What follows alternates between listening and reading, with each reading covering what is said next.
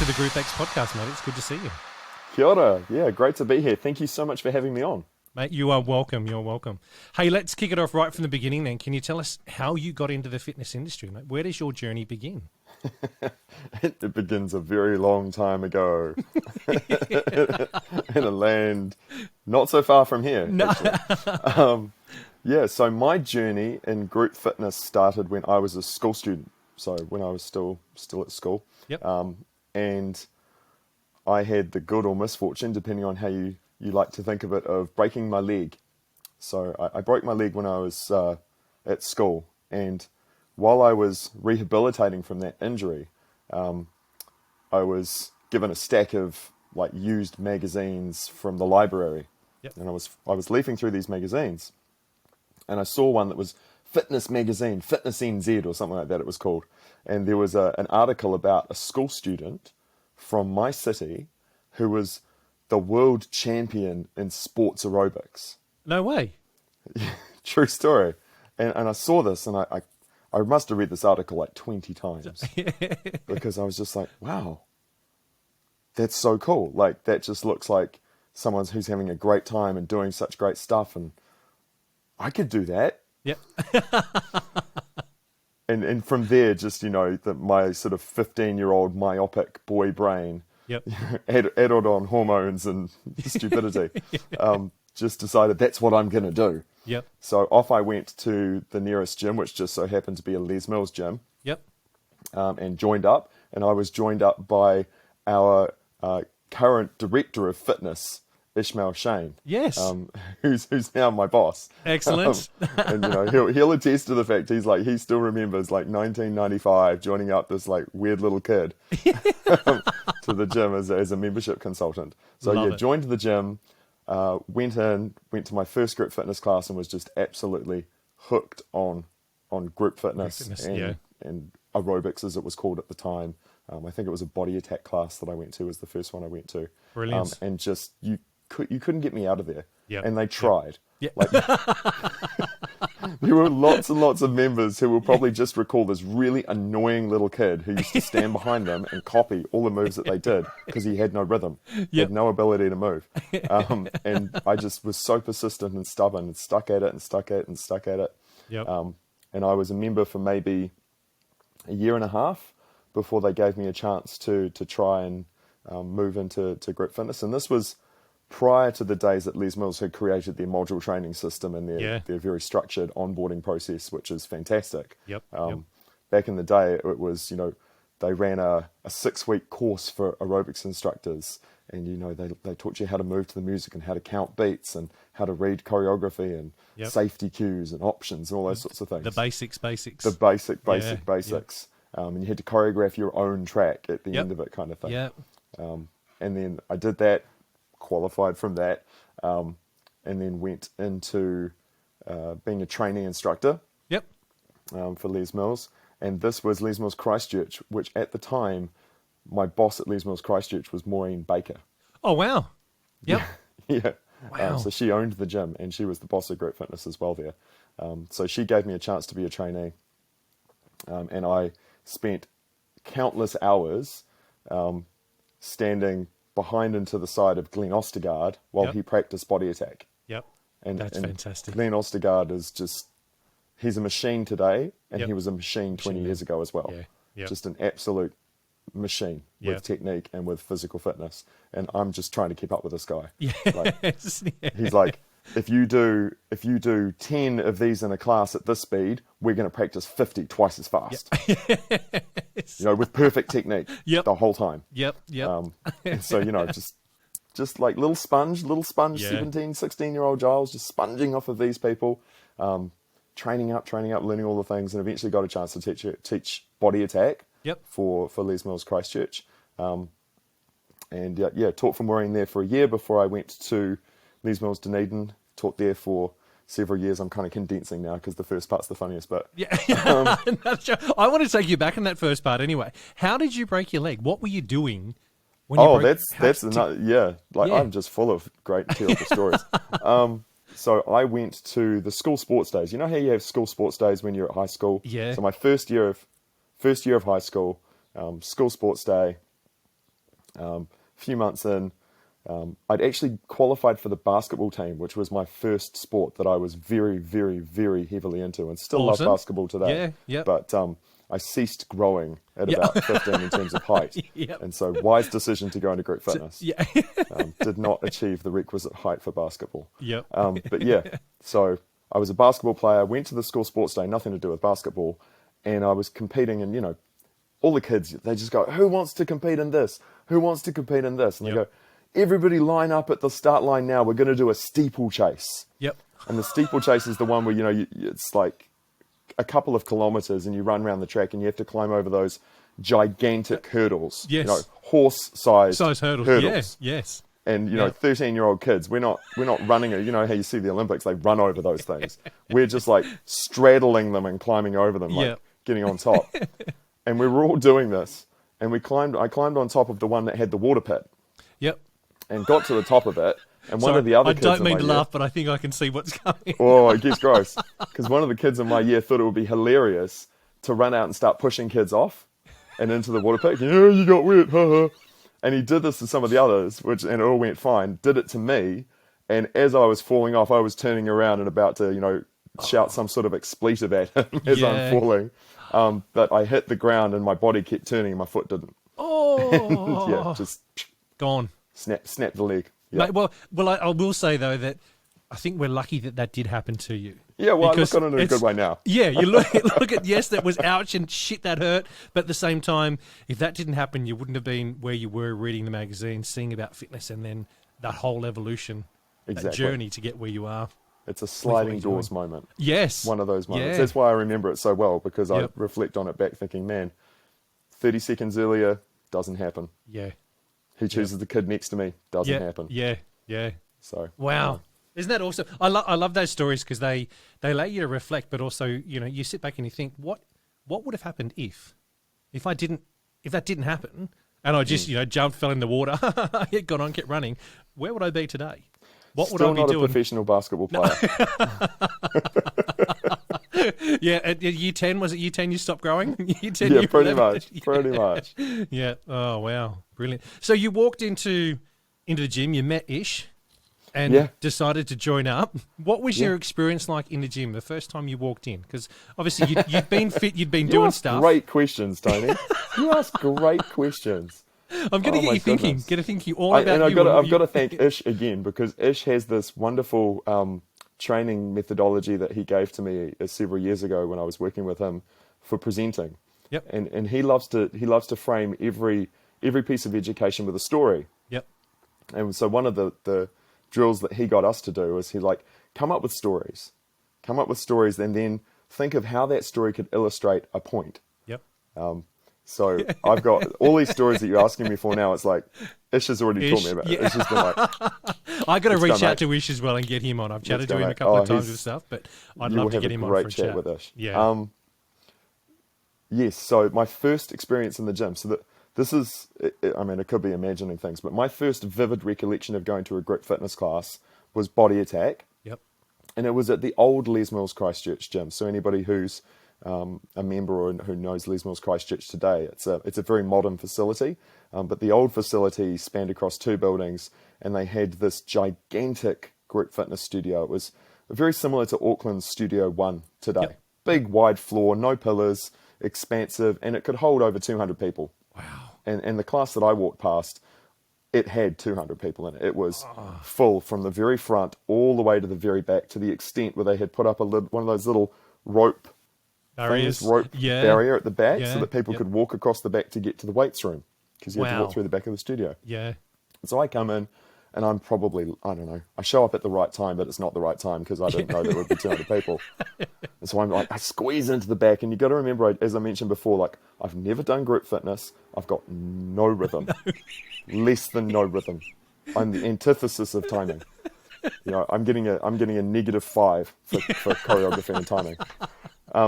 And so I'm in the back row, and I come into this class, and the guy who's teaching the class, I'm not going to name him. I'll let him remain silent. He doesn't teach group fitness anymore.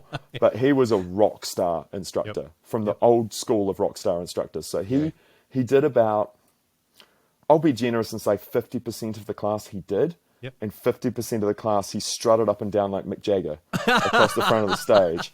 And he would just be like, you, nice, you. Can we swear on this? Yes. Yes, you, we can. shit. Yeah. Right? And so he's doing the class, and I'm down in the back, and I'm trying to do, we're doing step touches. It's not like we're doing anything complicated. And I'm trying to stay in time, and I'm not even closely, vaguely doing it. And the people around me are trying to stay away from me because they're like, this guy's going to bump into me. Yep. And so I'm moving off the beat, and just like this guy, the instructor, he's doing his thing, and he's walking across, and he laser beams me with his eyes, and he does the you, and I'm like, and he goes, yeah, you, and I'm like, what? And he goes, fuck off. True story. And he just tells me to get the hell out of his class, and I'm just like, brilliant. School-age child, like teenage boy, and I'm like, oh. So I just what do I slink out underneath the rope and disappear and never go. And I never went back to his class for probably a year. I didn't go back to his class for a year, but I went to other people's classes because I was a stubborn teenage boy. Yeah. And I just was like, I'm never going to that guy's class, Yep. but I'm not letting him stop me. Yeah. That's a good thing. You didn't let that one experience that was daunting turn it around and go, oh shit, I'm never going back in there. No, there's other people I can go to. I can, yeah. No, I was far too infatuated. I was far too infatuated with the whole group. I mean, I was like, I don't like you, but man, I want to be you. Yeah, yeah. Like I want to have your job. Tell me offline after who it was. I'd love to. You probably won't even know him. Like that's brilliant. Yeah. He was a local legend, but that was about as far as it went. Brilliant. So, how did it progress into you wanting to become an instructor? How did that evolution happen? Oh, yeah. I mean, it was probably from the very outset. Yep. So, I mean, right from the very beginning, I was looking at the person on stage and thinking, I want to be like you. Yeah. Like teenage kids do. They're casting around for, well, what's my thing? Yes. What am I going to be? What am I going to do? Yep. I still don't know, man, and I'm not a teenager anymore. Exactly. I was quite blessed in that I was sort of myopic and stupid and just Yep. just stubborn enough and silly enough to think, well, I can do that. Yeah. No, look, that's yeah. It's an honest, real answer, and I think a lot of the listeners to the show will gel with that as well. The first time they walked into a group exercise room and watched what the instructor was doing, that's either going to be, oh shit, I can't do that. I'm just happy to sit here and blend in with everybody else, or hang on a second, I can do that. I reckon I can do that. And then, if you're lucky, you do get the tap on the shoulder to say, hey, you know what? I think you've got something here. Come and do this. Or you get told to fuck off. Yeah. I mean, I wish I'd had a tap on the shoulder. I was the one tapping. I was more than tapping. I was shaking them. See, that's the thing that I think is fantastic, though, because that's a unique experience as well. Yeah. That's a journey which you're able to share with us now around how that happened for you. Going into the gym, getting told off at first class, but going back and going, you know what? No. I want to do this. There's something in this that I want to be able to do. How did that happen for you, man? How did you get from just being a participant to then going to do the training? Yeah, it's that stubbornness of mind and just the absolute like infatuation with the whole thing, like the music, the outfits, which were hysterical. Yep. Thinking back on them, I'm like, oh my word! But so much fun. The energy in the room. I mean, group fitness today has evolved far beyond anything that we were ever doing back then. But at a local level, at a club level, that energy doesn't exist. Yeah. Like that kind of like just there's nothing else to do. Yep. There's no internet. Yeah. There's nothing else going on in the city. Yep. So let's go do this thing, and 200 people show up for a Monday night body attack class. And it's like it's insane. Love it. So just that whole thing, and I think that certainly stayed with me the whole time is because I was that super fan member, the person who was just a little bit too keen. and who was always annoying the instructors, like, hey, Glenn, can I train with you? Yep. Glenn, can I just do practice? And Glenn must have been like, dude, I just want to do my practice, man. Yeah. Like, do you have to be here every Tuesday? Really? Every time? But to his credit, Glenn is a really, really generous human being and never told me to go away. Yeah. He never once told me to piss off. Yep. He's an awesome human. And not just Glenn, all of the instructors who gave me a chance. Yep. But that's something that I try to be conscious of and pay forward now. If I see somebody now who's that person, I always have, like, my thought is empathy, is like, I know what it's like to be in your shoes. Yeah. You know, I try to, like, guide and shepherd that person to channel their energy in a constructive way so they can move in the direction that they want to go. So that's why the story stays with me so much, because now I'm in the position of being the gatekeeper, if you like, of those opportunities. And so when I get somebody who's that little bit too keen and just like, let me at it, coach. And I'm like, hey, I love your energy, bro. Let's channel it. Yeah. Yeah. But that's not, and that's I think is a genuine trait to have, and not, you know, I and no disrespect to anyone that's listening or watching, but I think the instructors or trainers out there that shun that away and stop it, you know, and poo-poo on someone's dream, there's no reason to. As you said, you harness that energy and turn it into something. Now, whether that means that it's turned into them being an instructor, or whether it just means that they're turned into being as good as they can possibly be, being a participant, or use the energy to further develop them in some way. I think having the skill set as you've got to use that and turn that energy from that person into something else is key, man. That's valid, because it's a unique skill set for us to have as trainers and presenters, to see whether they have what it takes to go to the next level. You know, you can see someone that's got all the energy in the world and all the enthusiasm in the world, but if they don't have it, you know, I mean, as you said in the beginning, you didn't have rhythm. Yeah, you've found your rhythm along the way because someone nurtured you through that journey and that experience as well. But I think, as you said in that comment before, was when you find someone that has that skill or has that passion and drive, you've got to make sure that it's right. Otherwise, you're just going to lead them down a path of, oh, shit, you know, you shouldn't have gone and done this because, you're left and you're right. You have no idea which is left and which is right in that way. I mean, everyone deserves a crack at it. Everyone deserves an opportunity. Yep. And certainly in my role now, I work as a group fitness manager now. I have that opportunity to let people have a go. Yeah. To let them have a go and find out. And one of the things that's amazing is how quickly people will self-filter, how quickly people will once you've said, hey, okay, cool, here's some choreography notes, let's get together, let's do a couple of sessions, and they have a go at it. Yep. And some people discover this is a lot more work than I was expecting, and that's not something I want to do, which is fine. Other people fall in love and rock on, and we're great. Yep. And some people have a go and they suddenly think, oh, I don't have the aptitude for what we're doing here. Yeah. And sometimes, like people like me, they double down and they go, I'm going to substitute natural ability for hard work. Yep. And I will just do as much as it takes, as long as it takes to get where I want to go. Yeah. And I love those people, and I could name a half a dozen instructors that I've trained who did the exact same thing. They were like, I'm not very good at this, and I don't care, and I'm just going to work as long and as hard as I need to get where I want to go. Yeah.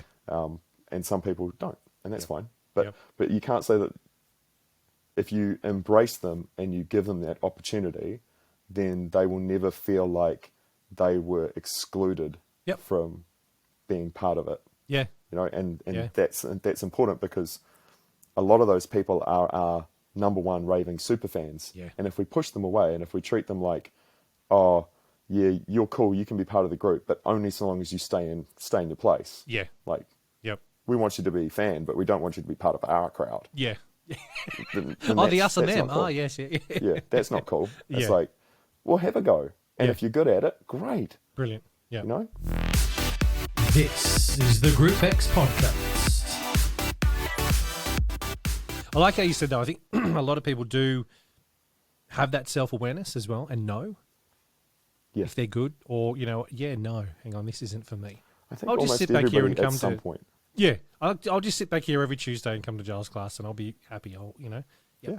I'm Maybe with a content with that. newfound appreciation Yeah, of how hard it is. of what it is. Yeah, You know, yeah. and you're right. And some people don't develop that awareness as early, Yes. but almost everybody will reach a point Yep. where it's either go or no go for them. Yeah. Almost everybody will get to a certain stage. And I'm very fortunate in that I work for Les Mills New Zealand, and we have the resources and are prepared to invest those resources in group fitness managers having the opportunity to do that with potential instructors. Yep. So we can spend a few hours of our time with these people over the course of X amount of weeks or whatever to give them the chance to do that. Yeah. Whereas not everybody has that opportunity, and that's more difficult. Can you talk us through your experience with your training then for your first module, the first program you did? You said back then it was 6 weeks. Didn't have a module, mate. There's no module. Talk us through what I it was. was grandfathered into the process. I was 3-4 years into teaching programs before they went, oh, hey, we've come up with this great new idea. We call it module training. And I'm like, oh, now you come up with this great new idea. Thanks. They're like, yeah, you all need to go. I'm like, oh, cool. Yeah, we just need to tick those boxes now. Cool story. But what was it? What did you go through? Is it so different to what module training is now? Yeah. Was it just the A4 sheet of paper double-sided and that was it? Yeah. I started on cassette tapes. I love Tony. that. I started on That's cassette excellent. tapes, and we used to make up. And this is going to sound like the whole, like, when I went to school, we were barefoot and we walked uphill both ways through the snow kind of thing. But I'm not even joking. This is not made up. I'm not inventing the story. Yeah. When I started teaching, we used cassette tapes. Yep. Okay, cool. But we also made our own microphones. They were the fancy new thing. We used to buy the little microphone capsule-y thing with the cable that goes onto the end of it. Yeah. And that would have like a short little stubby piece of coat hanger wire. We used to get a coat hanger, we used to use some wire snips, and then we used to use electrical tape and tape the cable to the coat hanger, and then we'd bend it and make it the right shape to go Around over your our head. head. And that would last about 3 months before it died. No way. But they weren't expensive at the time, Now- but that was all we could get. We couldn't get any of the stuff that you get today. I'm sure it existed, but good luck getting it in Christchurch. Let me ask you this question then, because I don't know, or maybe I should have done my homework beforehand. How old are you? Oh, mate, And- 43 years and proud of it. And And when winning. did you started obviously from an exceptionally young age then? Because Yeah. if we're going back to cassettes, we're like late 90s, yeah? Yep. So I joined Les Mills in, I think, 1994. Had to get my mother to sign off because I was under 16. Yeah. Yep. And I started teaching. Like just practice teaching in 96, and then started teaching properly in 97. Holy crap.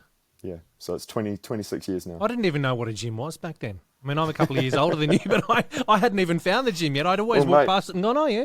It's they're just doing that in there. confluence, sliding doors. Yeah, Like, yeah. I wound up a gym bunny from a very, very early age, and that colours that whole, like, he was a little bit too keen, because I had no idea. Yeah. I mean, I was still, my frontal lobe was still very far So, from yeah. being fully formed, you know. Yeah. My social skills were still developing, and I'm Yeah. the first to admit that, you know, I was a little bit awkward and a little bit uncomfortably socially when I was a teenager. I had to Yeah. learn Yeah. all of those things in a gym for adults as a teenage person. Yeah, So that's reflected now in the empathy that I have as an adult when I see those people coming through. Yeah. But yeah, so coming back to your question, we had none of the stuff that we have today. You know, I did the 6-week course for aerobics with Sue Toomey. Shout out to Sue Toomey if she's still around. And she did the training for us, which was not Les Mills. It was, she'd invented it and written it. We did that, and then they chucked me in. They said, cool, so you're just going to teach with this guy. And it wasn't Glenn Glenn was like the number one instructor in the club. They're like, no, you don't get to team teach with Glenn. Yeah. You get to team teach in the off-peak class where no one can see how bad you are. There's an honesty. Yeah, back in the day. And so I was team teaching, and it was literally, as you said, like they photocopied A4 sheets, and the choreography notes were just typed out, like Microsoft Word typed out. That's brilliant. Back in the day, and a cassette tape which, pretty fancy. They'd got a plastic sticker on it that said body attack, typed like fancy. Woof. And just doing the whole, dubbing your own mixes onto your own cassette tape kind of thing. Yeah. Hoping that the tape machine didn't eat the cassette. Yeah. You develop really good skills at ad-libbing when the tape machine eats your cassette tape. Yeah. And we did that, and then we developed great skills at picking up where the beat was when the CD player skipped because we jumped too hard. Went through that phase. Yeah. And then I was the first person in my gym to buy an MP3 player, the precursor to the iPod. Yes. Because I was like a young teenage adult, who's always the early adopter in any group. Yep. And so I'm like, these things will be great. They're the future. We should have these. Our gym should use these. These will be awesome. We'll never skip again. Yep. And this first thing that I bought, this MP3 player, I had to put it on like a foam mat with like springs because it was a hard disk. And it just skipped all the time. So it would skip as well. Yeah, it was terrible. Wow. It was that was like the first iPod that I ever got. I just remember it was black with a red circle on it. That did the same thing because it was a hard disk. Yeah. But also when you were recording the CD onto your computer, you had to make sure you didn't bump anything because the same thing had happened. Yeah, and then that was it. You had the skip in there for eternity because that's what you'd recorded a lot. A lot of classes where you teach the class and you go, okay, everybody hang on. Okay, let's go again. It was in your script. Yeah. Those That's days, brilliant. Developing the skills. You've seen the evolution then of the programs, and what release was that in Attack? Ooh. Did they have numbers back then? Yeah, no, they did. Because we went from I can't remember. Don't quote me. I'm sure Susan Renata will come in and just like bomb the podcast and correct me on this one. I think they used to call it Jazzagetics. Yeah.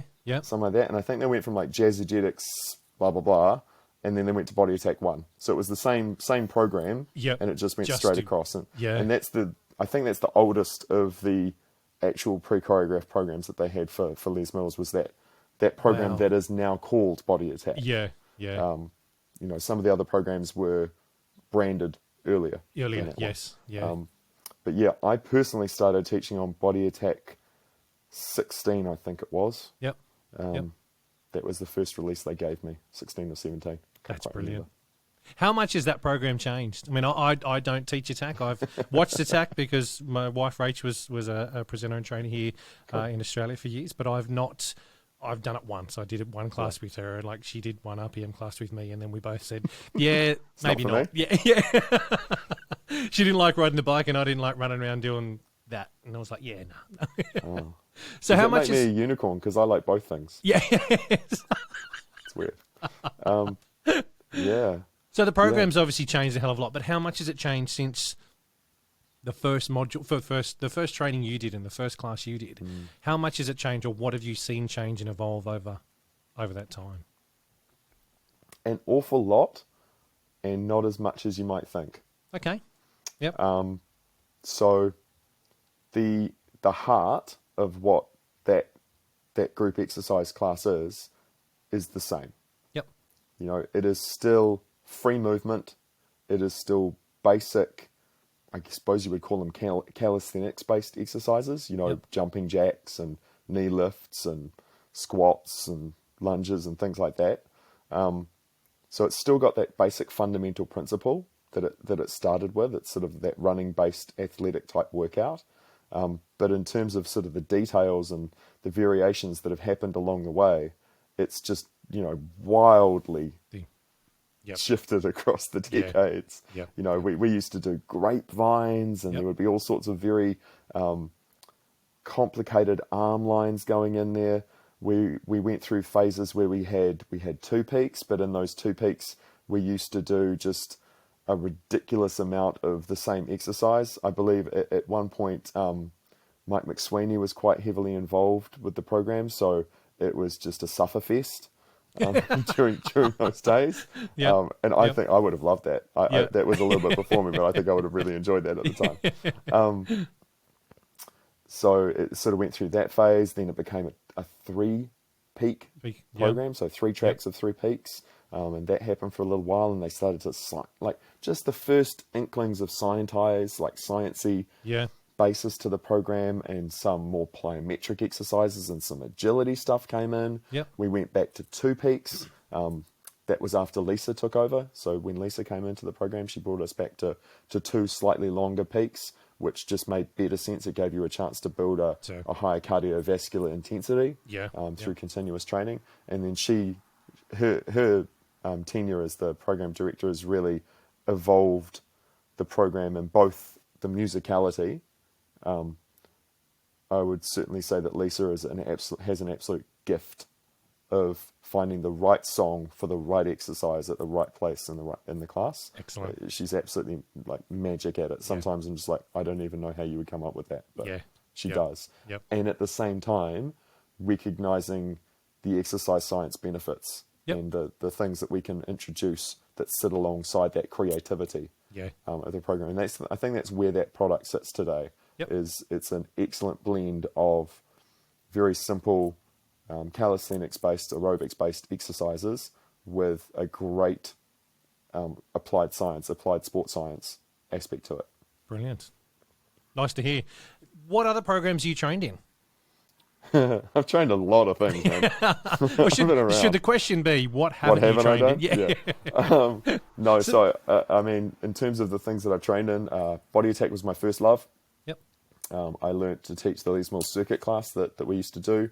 Then after that, I learned to teach body step, which was a case of the group fitness manager giving me the music and the notes and saying, your team teaching on Tuesday. I'll see you there. Let me ask you this question then. Had you participated in step before? No. This? Oh, that's perfect. No. He's like, I need a new stepper. You're it. You're it. Yeah, here's the notes. Go for it, man. Yep, see you Tuesday. So body step. RPM came after body step. Yep. So I joined RPM early doors. I think I came in, what was the release that we had, song 2? Oh, with Blur. 12 or 13? Yeah. So early doors. Oh, yes. Yeah. So that was fun. Wow. That was fun. Used to cramp in every single RPM class because we used to always ride on the beat. Yep. We weren't allowed to slow down in some tracks. Yep. And I just used to ride along in every class. Cramp, cramp, cramp, cramp, cramp. So like, song 2 by Blur, that was a track 7, wasn't it? It was. It was, phenomenal. Yeah. Oh, I haven't thought about that one in years. Yeah. It's definitely a classic fave. Yes. Yeah. I'm not prepared to go quite so far back as to do Riverdance. That's a little extreme. Yeah. That is in there, though. That is in the collection I have. For the kids. Google Riverdance. Yes. You'll get what we mean. That's one thing that I remember Rach telling me too, my wife, is that Riverdance was used as part of the training module for attack. Yeah, the body attack fitness magic or performance drill. Yeah. It's better in that than it is in RPM. Yes, yeah. Look, the RPM one was good. Don't get me wrong; it was a great track for RPM. But from what I'm told, yes. People would look at you like you had lost your damn mind if you played that today. Like, what are you doing, man? Have you mixed up the iPod or something? What's going on there? Is this your pre-class? Your Spotify playlist has taken over, hasn't it? Take it home, Granddad. Go on. But no, it's actually a fabulous performance drill. I did it a few years ago. We've moved on now, but I did it a few years ago, and one of the other trainers was like, "Did you make that up yourself, Giles? It's incredible. Yeah. Like, was that your own idea?" I'm like, "Mate, that is not me. That is all that is from the originals. That is a Pete Manuel, Emma Barry, Steve Renata special. Right there. Yep. Mate, some legends right there you've just mentioned as well, and let's just take a moment to Mike McSweeney. You mentioned him before, and just recently we know that he's left us. He's moved on. Such a massive loss for the industry, and even though he hasn't been involved for many years, the man pioneered a hell of a lot of what we're doing out there today, and a lot of respect goes out to everyone that he's impacted in some way, shape or form. Yeah, we wouldn't be having this conversation if it wasn't for Mike. 100%, mate. Well, look, thank you for saying that as well. Yeah, I had a recent conversation with Bus Hollander, and same thing, man. I said the same thing to him. You know, I think it was even Adam Rigby as well. Chap that I've got just went out the other day. That I wouldn't be here. If it wasn't for him doing the programs and me walking into a gym, there's no chance I'd be doing what I've done or sitting here, as you said, talking to you right now. You know, we've been connected because of what that man did and what Les Mills has done. You know, it's just it's huge. a force of nature. Yeah. Force of nature. Yeah. Yeah. Unbelievable presence. So what other programs? You've TAC, step, RPM. What else are you trained in? RPM, body pump came after RPM. It was relatively late in the journey. Then I trained in body combat as well. Yep. I trained in body jam just because people told me I couldn't. Again, being stubborn. I was like, I'll show you. You found some rhythm then along the way here, because every program you've given me here, there's musicality in there that you've got to be able to move to the beat in some way, shape, or form. Oh yeah, So most definitely. I think that was the limit of my ability to move to the beat. Body jam was the one where I found my limit. I found my boundary. Look, I've told this story before, and I'll share it with you now. When Zumba first hit our shores here in Australia, I was a Group X manager at Fitness First in North Sydney, and we all the Group X managers were brought together to a studio to, hey, this is what Zumba is. We're going to trial it out. Now, I have no rhythm, when it comes to dancing. I'm the dad that moves side to side, the typical dad dance type thing, the stereotypical RPM instructor, mate. Yeah. Look, I've trained in a few other programs apart from RPM, but that's True off that. the bite at the moment. I've been listening. I've been listening to podcasts. But it's the Zumba was, my hips don't swing, man. They just move from side to side in a horizontal movement. And I had Maria Teresa Stone come up and try and help me and swing my hips, and there was just nothing. And I realized very quickly then that, Tony, no, you won't be doing dance programs ever as an instructor. No, mate, you're not. Just sit back and watch, because that's, we'll stick with that. So I hear you with the rhythm and the dance programs completely, mate. Yeah. Reached my limit there. I did the module. I did my module training for body jam was with the fabulous Rachel Newsham. Yep. And we had a great time, and I supplemented my lack of natural dancing ability by just being incredibly extra. Yep. Just like taking, I can't even remember the name of the track, but apparently everybody in the room, like, I taught the track like it was just like I was on fire. Yep. Literally, taught the track, and everybody afterwards was like, "Oh my gosh, that was it was a great performance, Giles. What a great performance." I'm like, "Good, you didn't notice how badly I danced. That was the objective of that." Got my certification, got my pass. Taught for a couple of months, but I would prepare for like 3-4 hours a class. Yep. Just to teach one class, and I was a full-time group fitness professional at that particular point. Yep. And I was like, I've had a good time, but it's just it doesn't make any sense. This business case doesn't work here. Yes. So, I hung up my sneakers on that particular one, having proved my point. Yep. And moved on. So what about trip, sprint, grit, those ones? Have you trained in? I haven't trained in trip, because when I did the trip, it triggered my dislike of roller coasters. And I did not appreciate the experience. Yep. But when I stand and watch trip for the back of the room, I'm just like, damn, that looks good. Yeah. Like, that is such a cool workout. Yep. It's just not the workout that I can physically do. Weirdly enough, without feeling weird. My experience has been the complete opposite to that. Oh, cool. If I stand there, I get dizzy and think I'm going to fall over. If I'm on a bike and I'm moving, doesn't bother you. No, everything just goes with it. And I was like, wow, because when I stood there at first, I was like, oh, I'm not going to be able to do this. The club manager was like, just get on the bike and give this a shot, see how you go. And I was like, oh, I don't think they're like, Tone, just experience it.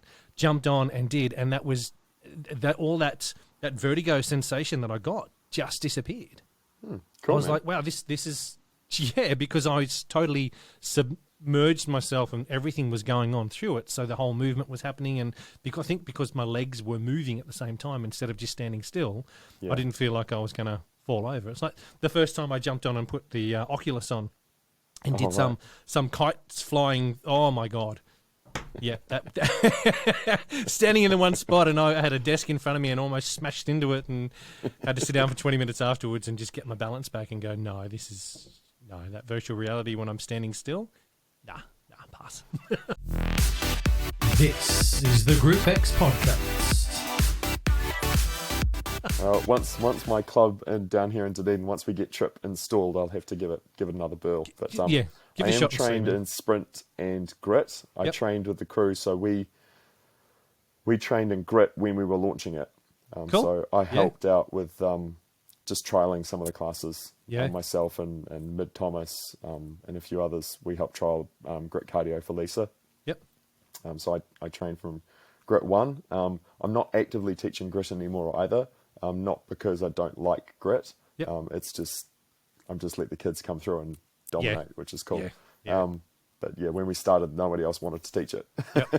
It was like, what's that all about? That doesn't look any good. No one's going to want to do that. I was Mate, like, it's I taken think off. you might be wrong. Yeah, it's taken off, especially you.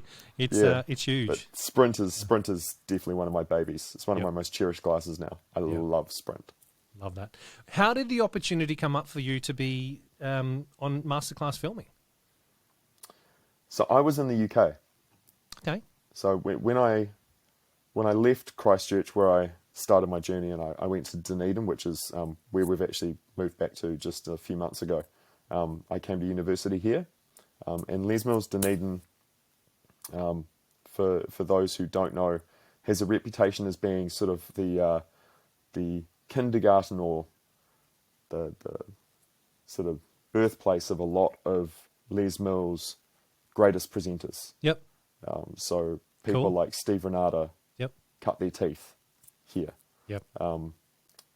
Susan Renata cut her teeth here. And more recently, Erin Moore Yes. and Ben Main Yep. have come out of this club. So I'd spent 4 years here, developing, learning, growing, just in a similar way. And when I finished, rather than go back to Auckland, I decided to do my OE. And so I went to London, UK. And that's where my career really developed. Yeah. So from 2003 until 2010, I was based in the UK. Wow. And once again, still stubborn enough and silly enough to think, I can do this. Yep. Why not? Why can't I do this? So yeah, still in that mindset, still young enough and dumb enough to believe that I could do anything. So I applied to be a trainer in the UK. Brilliant. So not in New Zealand. I'd sort of just done a few quarterly workshop in New Zealand. They'd sent me to a boot campy type thing, or the precursor of the boot campy type thing, but hadn't really secured any sort of position.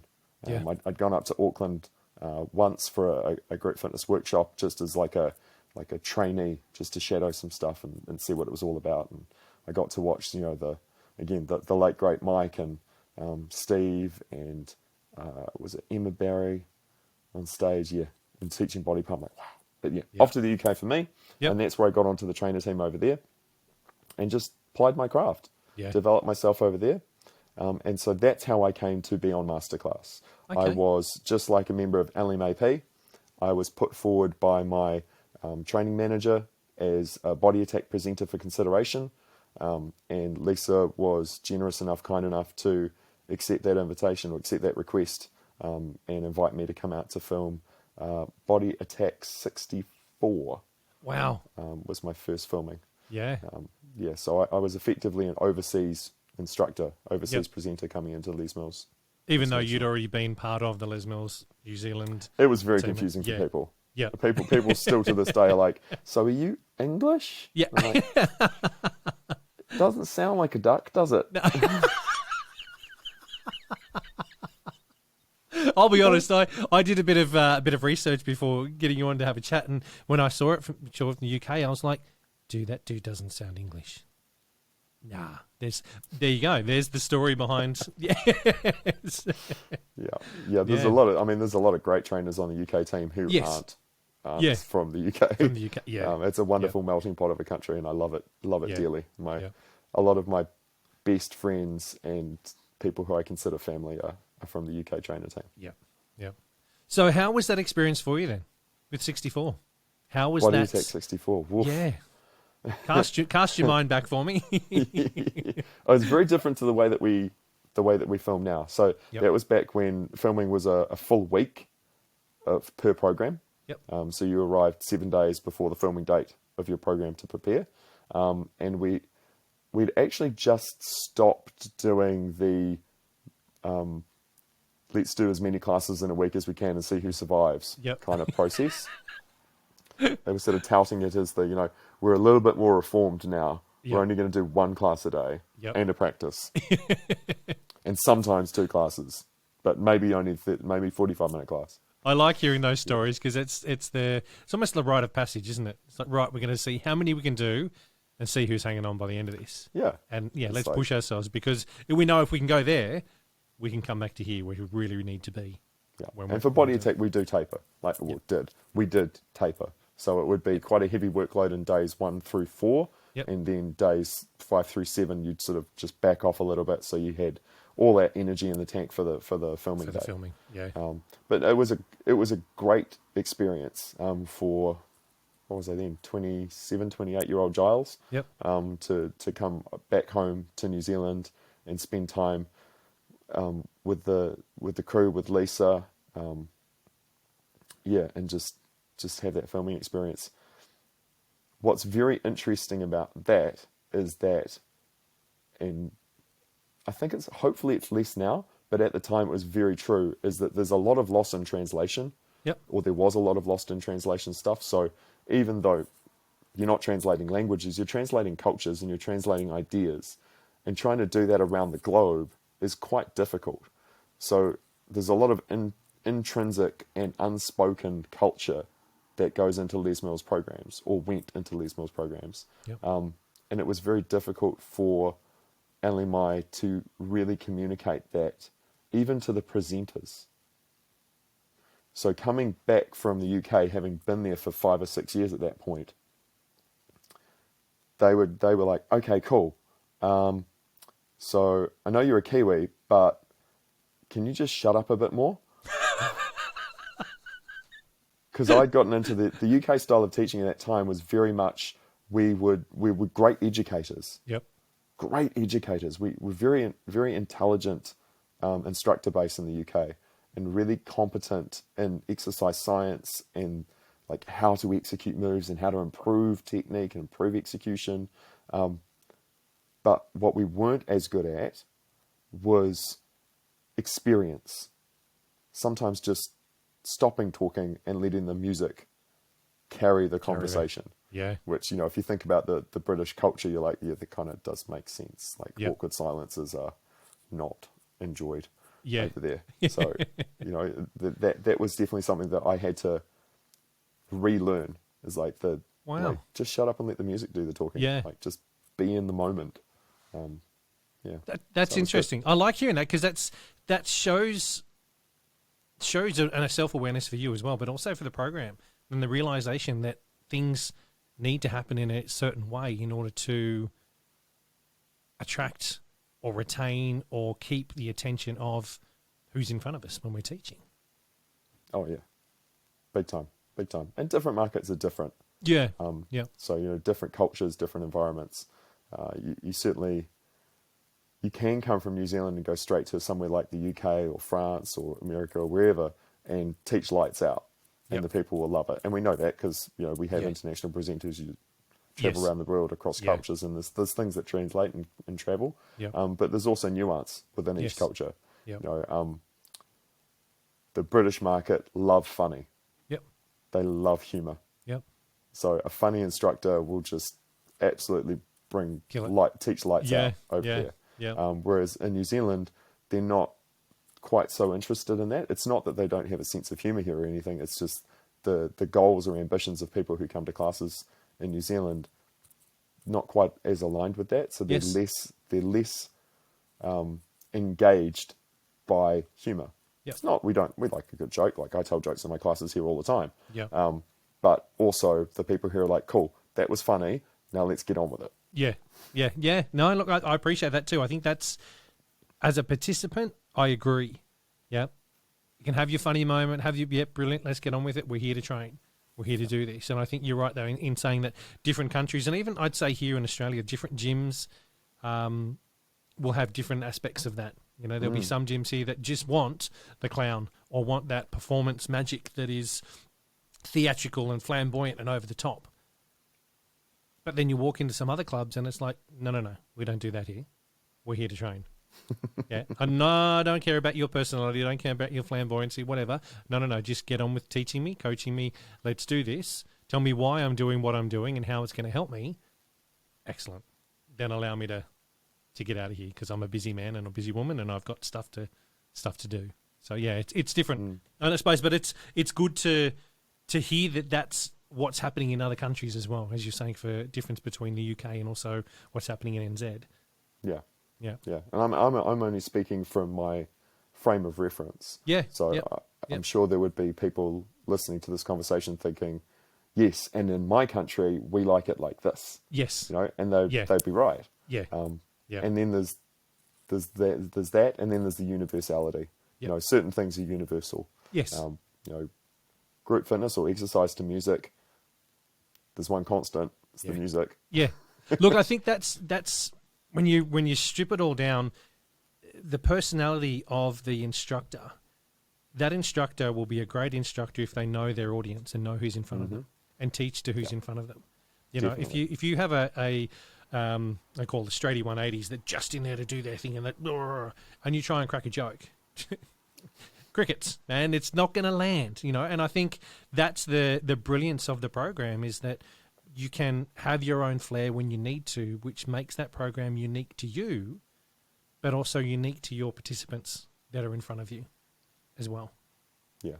It lands. And, I mean, you're talking about mastery, like that's sort of a mastery of connection, of the art of connection and the art of tailoring your delivery to the audience in front of you. Yeah. I mean, that's a high level skill that you're talking about there, because the ability to not just see your audience and see like, oh, this person's squat is a little too high, or that person needs to realign their elbow or whatever, but also to look at faces and to see body language and to read that and interpret it and to be like, okay, so the guy in the back row, second from the left, thinks I'm hilarious. Yeah. Okay, but my front row, not so much. Yeah. So I give him a little one-liner every so often, and then I'm also going to just immediately flip-flop and just drop in on the front row and be like, hey, how's the intensity down here? Yeah. And that sort of ability, that nuance is something that if you see it and you see it in instructors, you definitely want to hang on to that instructor because they're gold. Yeah. Yeah. They're your gems in the club. Now, you mentioned before you're also a group fitness manager. Can you talk to me about your group fitness manager role as well? Because I want to jump to that for a second, only because we've spoken about instructors. Then I'd love to go back to the trainer-presenter side of what you do as well. Going to be a good one. So Group X management is a big thing for me and my passion that I've got here, which is part of why this whole podcast and group exercise thing happened here. As a Group X manager, or Group Fitness manager as you guys call them in New Zealand, what is can you tell us the main purpose of your role in there, for Les Mills New Zealand? That's a great question. I should probably have like a one-liner for that. My boss is probably going to be like, Giles, we just talked about this. Who's your boss again? I'll write him down. Ben Ciola. Okay, Ben, I'm going to have a chat to you too. The group fitness manager for Les Mills New Zealand. Yep. Who is a fabulous human being. Yep. And very understanding, and I'm sure he'll forgive me. He knows I've been up for a long time already today because we've spoken about 4 times today. So my primary role, it depends on the club. Yep. Tony, it depends on the club. So I've been working in group fitness management on and off for the better part of almost a decade now. And in some clubs, you're going to be very much a manager. And you might have a large team of mostly very experienced professionals who don't necessarily require huge amounts of your coaching and guidance skill, but they may require your support. They may require you to run a good, efficient shit with, the studios need to be in good shape. You need to do lots of member comms. You need to communicate effectively to the team what the goals are, what we're trying to achieve, and do that sort of stuff, manager stuff. And you do that no matter what. Yep. But in some gyms, you do a lot more of it. Yep. And in other gyms, such as the gym that I'm in right now, your role is going to be more like a shepherd. Yep. And in the gym I'm in right now, the vast majority of my team are in the first 3 years of their group fitness experience, their journey. Nice. So for me right now, what I'm really focused on is helping them to, as rapidly as possible, access their potential. Yep. So there's a lot of coaching, there's a lot of guidance, there's a lot of encouragement and support going on that side of the table. Yeah. Which is a very different thing. Yeah. That's I really like hearing that, and to me that's very valid. That even though that's where the focus is for your team, I still think that is a focus that is part of the role anyway. Mm-hmm. Yep. And I'm probably going to go out on a limb here, and I'm probably going to have some listeners that get the shits with me for saying this, but tough shit, my podcast. If you don't like it, tune out. Is it a good podcast if someone isn't angry with you? Yeah. I mean, so really? True. So true. I'm not landing if it's, it's not landing with them if no one's got the shits or no one's talking about it. So it's a skill set that I think some, not all, some Group X managers don't possess. Yep. The Group X manager role over here, and I'm happy to be proven wrong by this, but I don't think anyone's going to be able to. The majority of Group X managers find covers, update a timetable, maybe fill in some numbers from a number sheet if there's one around that's doing it. Otherwise, it's automatic, however that's done, and maybe doing the pays. I'm yet to see a Group X manager evolve a team properly, because part of it would be because they're not giving enough hours to do the role properly. Yeah. But I think they also don't have the skill set. And that's not everybody, but that's I'd say a good majority of Group X managers that I see and know of here in Australia have been given the role because they were a great instructor. Now, being a great instructor doesn't automatically mean that you're a great manager. Being a manager of a team of so many different personalities and so many different varied skill set is a unique skill set to have in yourself to be able to manage those people. And as you've said, over the 10 years or so you've been doing this, the focus for you right now and your team, because they're so young, is to bring them, evolve and get them up to do what they've got to do. So a lot of your energy and effort is going into that side of your skill set to help those guys out. Yeah. I think, I'll tell you what, I'll take your outrageous statement and then I'll double down on it and see if we can piss off some more people with it. Let's go. Yeah. And I'll make friends with the people you pissed off and piss off a whole different group of people. Yep. What I would suggest, and this is what is not the case with Les Mills New Zealand, so let's just get that straight away out there, because that's what we do quite well as a business. What I would suggest is, for a lot of group fitness or Group X managers, first of all, they've probably not necessarily been given the name Group X manager because they can call them a manager and then not have to pay them as much because it's like an ego stroke. They're not really been given a management role. They've been given an administrator or coordinator role and been called a manager so that they don't ask for more money. Yep. So let's start there. Now, a whole bunch of club managers and not club managers, but business owners will be, oh, that guy, what a dick. Don't tell people this, it's true. But also, the thing that you've just described there is like, whose responsibility is that? Whose responsibility is it that your group fitness manager doesn't necessarily have the skill set or the training and development to be able to do the things that we've just discussed? Is it a fault of the person who's been put in the role, or is it the responsibility of the people who hire the people who do that job? Thank you for saying that. Yeah. So, and again, there's a lot more complexity there. So I'm not trying to throw everybody in the group fitness industry under the bus and say, oh, it's your fault. Yep. It is a flaw that spreads across the entire industry. Yes. And we're all trapped in that space. Yep. And we're just doing the best that we can with the resources that we have available to us. Yep.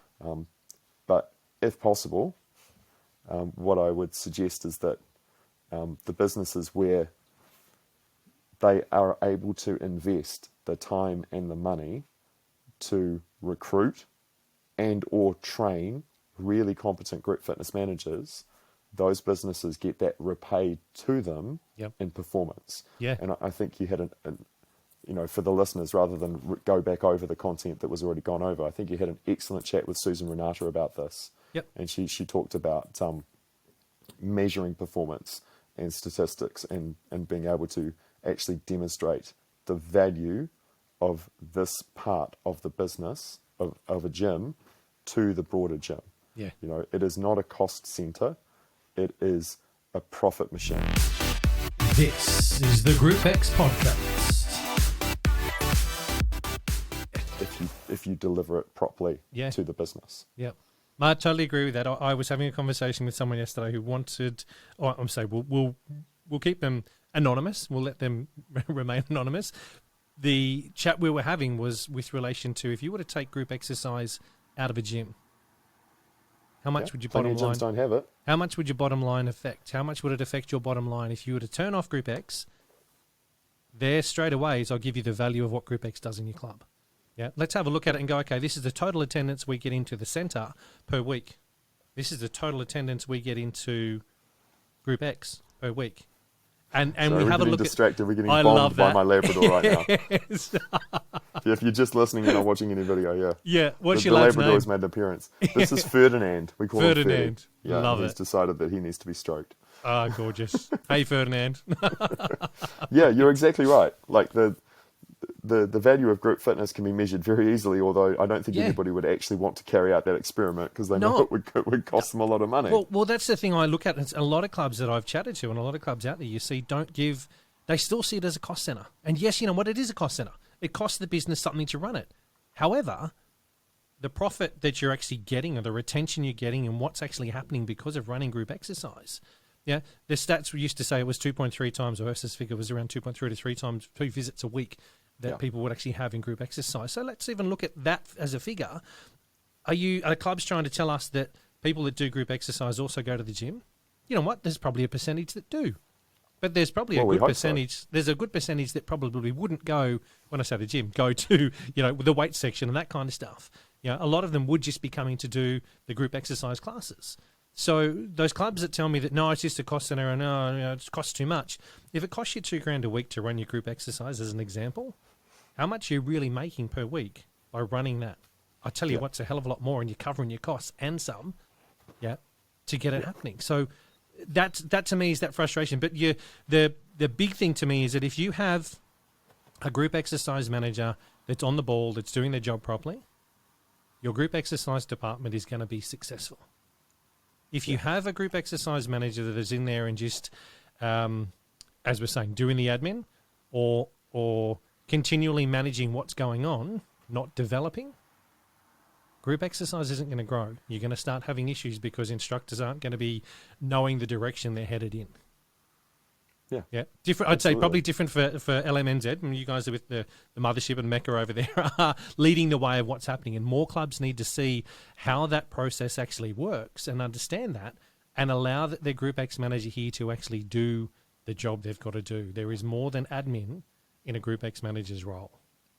Absolutely. Yeah. And I think the first thing to say is what we don't want to have anyone listening to this take away from it is, it's easy for you to say you come from Les Mills, New Zealand, and they give you a ton of money and like, nice to be you, but we live in the real world kind of response because we are far from the only example in the global fitness industry of a club or a chain of clubs that has invested time and money and effort into their group fitness management program of group fitness management, which is systemized and achieved profit and success off the basis of that. Yeah. There are examples in pretty much every market you can find of businesses that have done the exact same thing in their own way with their own approach, and not even just Les Mills businesses, like other group fitness as well.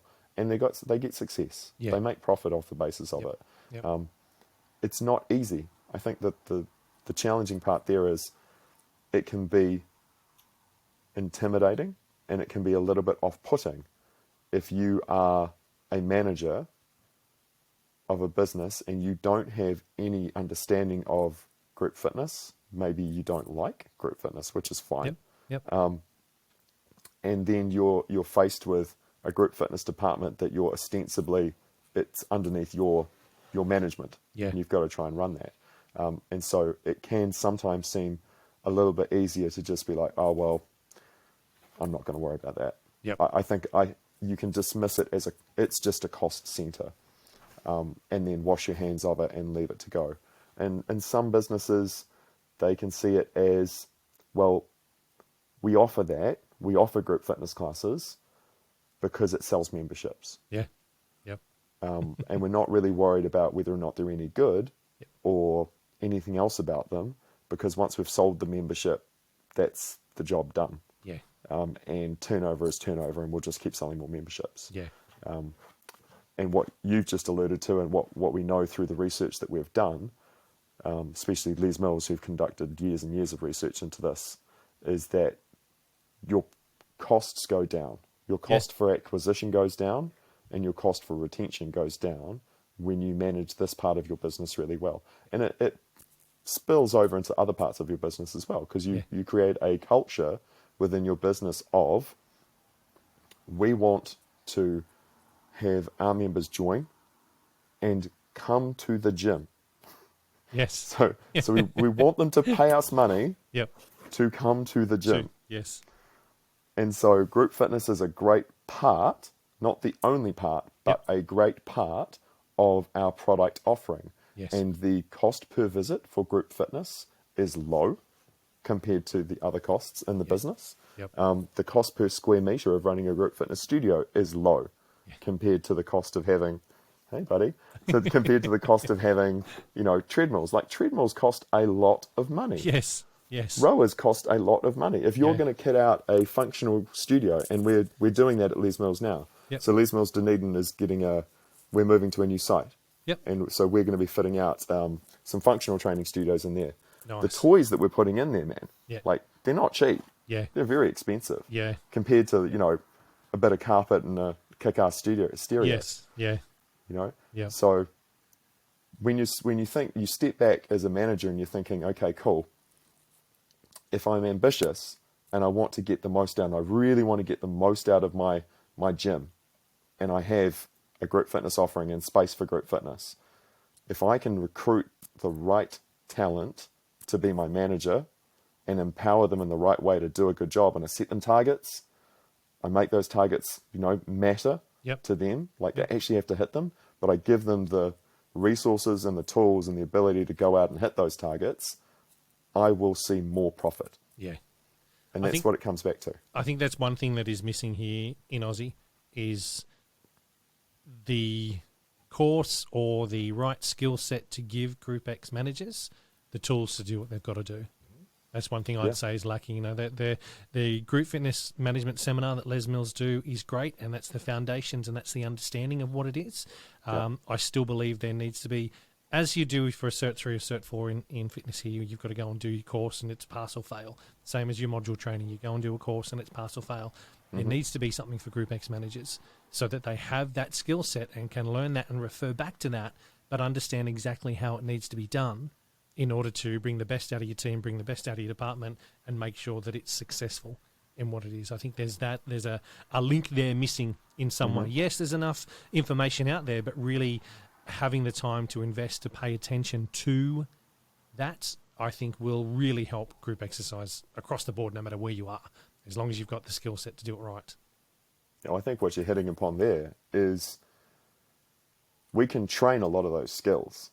Like, we can train a group fitness manager in how to assess.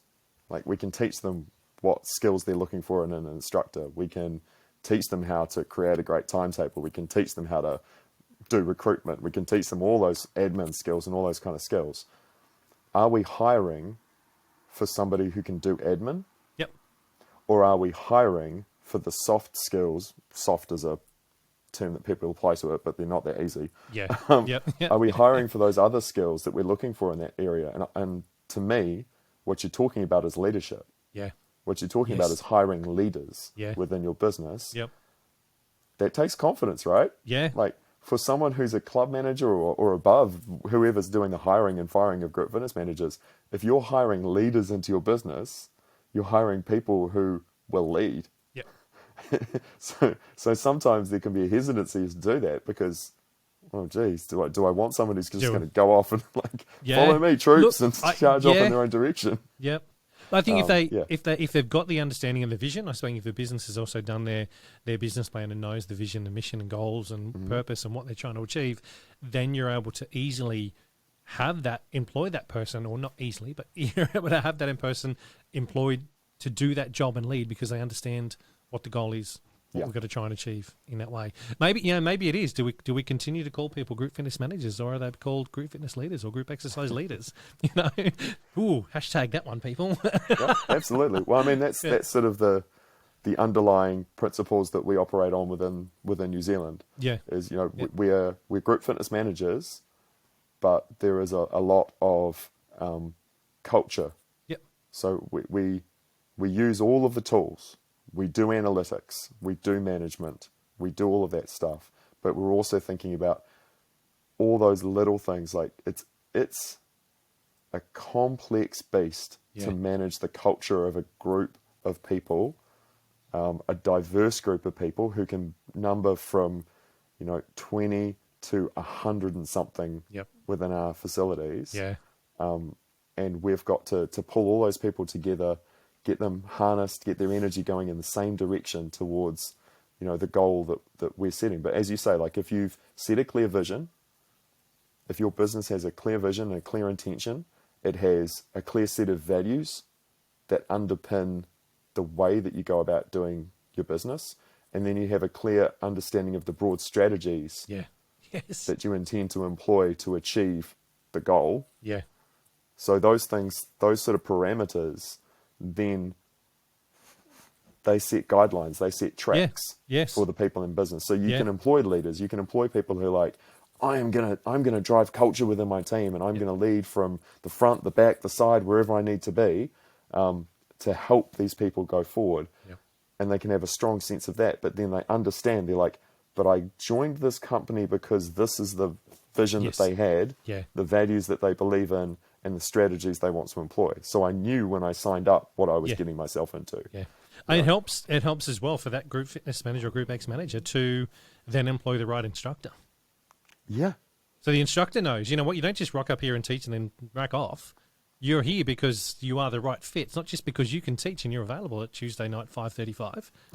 Yay, great, you're available. Yeah, hello, are you the right fit for my gym? Are you the guy that's going to get up there and tell these funny jokes when my members don't want funny jokes? As we alluded to before, it's making sure that the Group X manager then has the skills to pass on to the Group X instructor, but the Group X instructor also understands the vision, the mission, the goals, the values, the purpose, you name it, all on the same. We're heading in this direction. This is where we're going. This is the bus. If you don't want to be on the bus, get off. Go and teach somewhere else. Yeah, and no hard feelings. Simple. Exactly. That's the tricky part as well. Is like, this is a profession. We're professionals. Remove emotion. Yeah. And we've often been guilty of being passionate to a fault within our business, and then it goes from being a business to being a family. And then you're really in trouble. And finding the right people and treating them with respect, treating them with professionalism, but then also acknowledging like when it's not the right fit. The club that I was working at prior to Dunedin was Les Mills Takapuna at the other end of the country. And that's part of the Auckland cluster of Les Mills gyms. Sits 10 or so kilometres from Auckland City, so not very, very close. And at one point, many years ago, like a long time ago, more than 10 years, the philosophy was just get rock stars. Just get, you want rock star instructors will fill classes, and just do whatever it takes to get the rock star, get them in your gym, give them the tools that they need, and then just set them to work and they'll just pull numbers and that'll be great. And to be clear, a rock star instructor, it's a label. We're not actually looking for literal rock stars who throw things out of windows and stuff. But you know what I mean? Like the what, you mean you can't just jump off the stage into your attack class and hope that you can crowd surf? I've dreamed of it. I got to admit, I have dreamed of doing that more than once. But you want the people who just have the gift. And so that's what they did at Les Mills Takapuna. They grabbed whoever they could encourage to come over from Les Mills Auckland City to go and teach in Takapuna. And a few of them went great. Yep. And a greater percentage of them didn't go great. Wow. Because, as you just said, those people were perfectly suited to the big stage and the high demand and the let's just go because we love group fitness of Auckland City. And they were used to having people, hey, you're a rock star too. Yeah, back again. Dog's back involved. And they were used to having people who were just absolutely passionate about Les Mills programs. Yeah. Now, Les Mills Takapuna is a suburban club. It might be 10 kilometres from Auckland City, but they could care less. Yeah. Yeah. They just do not care about the Les Mills anything. Yeah. Like they're like, oh, what's your name? Oh, Susan Renata. Oh, that's lovely. Yeah. Have you been teaching long? Yep. You know? Yep. They don't and care. I'm sure she could tell a few stories about it. And not just her. Like they had all the rock stars. And Susan apparently did do great in Takapuna. She was one of the fortunate ones. Yeah. She's back there now, by the way. Brilliant. Yep. She's just taken over that job as group fitness manager. But yeah, a lot of them, they came over and did their rock star thing, and the members just were like, it's not really what we're looking for. Yeah. Yep. You know, and ultimately it didn't pan out. So yeah, I think you absolutely hit the nail on the head. Like, you're recruiting for the people that will suit the business that you're running. Yep. You know, and every club manager and GFM should be having that conversation. I'll be honest and say, who should be on our team. Yeah. Back when I was group fitness coordinator, I think that's what the role was called at Fitness First many moons ago, in 2008, I think is when I started it. I was completely guilty of, can you teach 5:30 Tuesday? Sweet, man. Thanks. Yep. Sometimes I know you just need a pulse, mate. You were on the books, yep, somewhere at Fitness First. So if you're on the books, you were good, because you know what? Yeah, were you really? Yeah, you can get in and teach. And I hope that the people that were teaching for me back then at 5:30 Tuesday don't think I'm referring to them. It could be any time slot, but that's what it was. When I was so new in the role, it was, you need someone to teach, you find someone. Yep, cool. You can teach, brilliant. I can relax now because I've got somebody in there. I never had the opportunity. I never had the opportunity to develop the skill set to turn around and say, are you the right fit? Are you going to really fit my members at that time slot that I'm offering to you? Are they going to gel with you? You know, is there a trial period? How do I do this? How do I get you in front of those people without them wanting to chew you up and spit you out and go, nah, never come back here again? Yeah. How do I introduce that? How do I do that? And that was a skill set that I would say that it not from Fitness First, not from anything else apart from I didn't understand the role properly back then. And I think that's what I've learned over the years, to sort of go, okay, we need to understand really what the role of a Group X manager is to ensure that we're putting the right people in front of the right people. Yeah, there's a degree of psychology going on there as well. Yeah. And like you say, like, now the group fitness manager is not just a good manager, a good analyst, a good assessor, a good leader. Also, amateur psychologist would help as well. If you just had a little bit of that would be fabulous. You know? Yeah. I mean, every group fitness instructor is an amateur psychologist, to be fair. Yeah, as well as a PT. As well as a PT. You know, people of many skills. Yeah. But no, you're completely right. You know, if a group fitness manager can at least make the effort to consider who goes to that class. Yeah. What did they want? So you don't really need to be like a specialist to be able to go and answer the obvious questions. I mean, let's take a really glaringly basic one, like who normally goes at 9:15 in the morning to a group fitness class? And contrast that to who normally goes to a group fitness class at 5:30 p.m. Yeah. And Same person, isn't it? Well, sometimes. So yeah. But they're different demographics on the whole. And then you go, okay, cool. And what style of instructor? So again, and I don't want to throw shade on our instructors, because there are some instructors who are like, you know what? I will chameleon myself to whatever the needs of the people in front of me are. Yeah. And if you can find that instructor, you should hold on to that instructor very tightly, because they're a wonderful, wonderful, wonderful person. Yep. And you should definitely buy them things all the time. Yeah. Say thank you a lot, because they're great. Yep. And some instructors are like, you know what? I really enjoy teaching 9:15 in the morning, it's just a great vibe for me, and I like the people, and they like me, Yeah. and this is my time slot. Yeah. You know? Yep. And personally, I've taught 9:15 classes. I taught them 3 times a week for 5 or 6 years. Yeah. Loved it. Yep. Loved it. Great fun. Yep. But also, if you put me in at 5:30 p.m. in the evening, I will do my damnedest to just like make them vomit. Yeah, annihilate them. Yeah, yes, yeah. It's just a different thing. Yeah, yeah. So, you know, you've got instructors for one and you've got instructors for the other. And if you can identify, and if you're just looking at the instructor going, what's your thing, mate? Yeah. What's your scene? Right. And like you say, like give them a trial. Yep. Maybe don't tell them they're on trial because that might not get the outcome that you're looking for. Yeah. But be like, hey, look, let's do this for 3 months and sit down and have a conversation at the end of it. Yeah. Mate, the best thing that I did was when I was on the hunt for instructors was go and do their classes. Yeah. Yeah, cool. Yeah, I don't really want to do another class this week, but I know I need an instructor coming up soon because such and such is leaving me or you know, is pregnant or whatever's going on. I'm going to have to go and find someone. So I'd go and scout. Yeah, have a chat. Hey, I'm not coming to this time slot because I want to steal you for this time slot. I've got another time slot that is going to be coming available, and I just popped in to see how you were going as an instructor. You know what? I think you'd fit. Can we have a chat? Yeah, that's probably the easiest way, and I think that's probably, I'd say, not done as often here as what it was years ago. You know, I don't think instructors or managers have enough time up their sleeve to be able to do it. Yeah. With everything else that's going on and managing everything, you've got to dedicate that time to, if you're looking for and scouting for new instructors, do it properly. Don't just throw an ad out on Facebook because, Christ, that's not going to get you what you need. No. It'll help. It's a high risk, high reward strategy.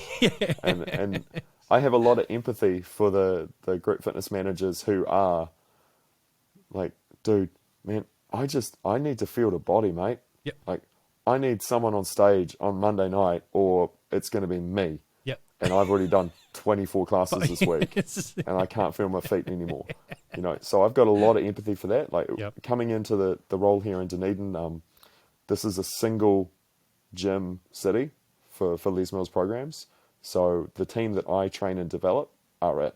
I can't go and try and hire outside of my team. Yep. There is no one else. Yep.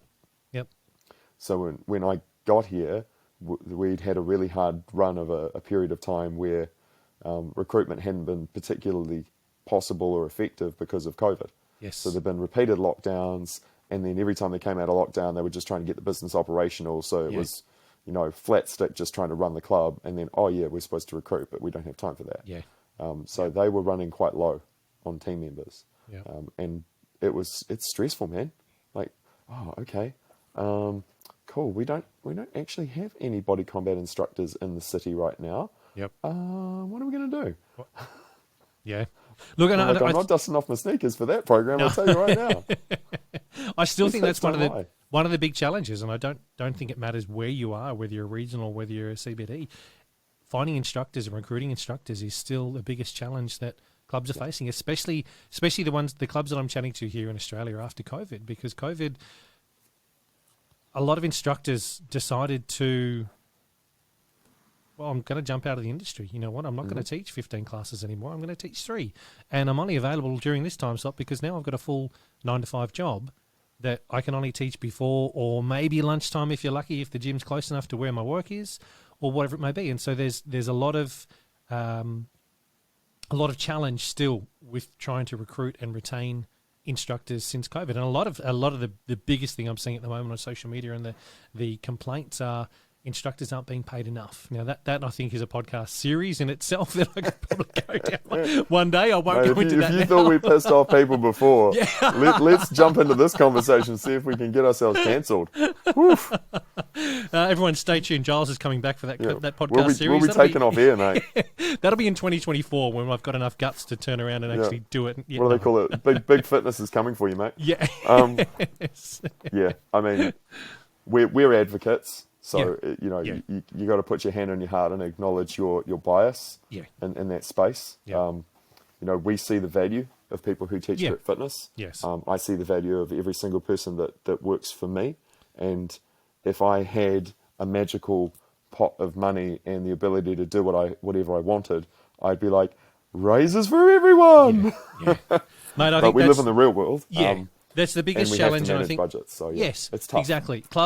Some clubs, depending on where they are, can't afford to pay what other clubs are, and it's relative to where you're working. There is an Completely. award as such. However, some clubs, they can't afford paying X amount of dollars. They can only afford to pay Y, and Yeah. as I said, we will leave that one alone because that'll open up too many cans of worms. And Yeah, I mean, the best way that you can keep your group fitness instructors earning money is by keeping the doors open to your business. Yeah. So, Yep. every business owner and every club manager has to answer to that first and foremost, and then do whatever they can to try and be as ethical as they can be in the way that they treat their people. Yeah.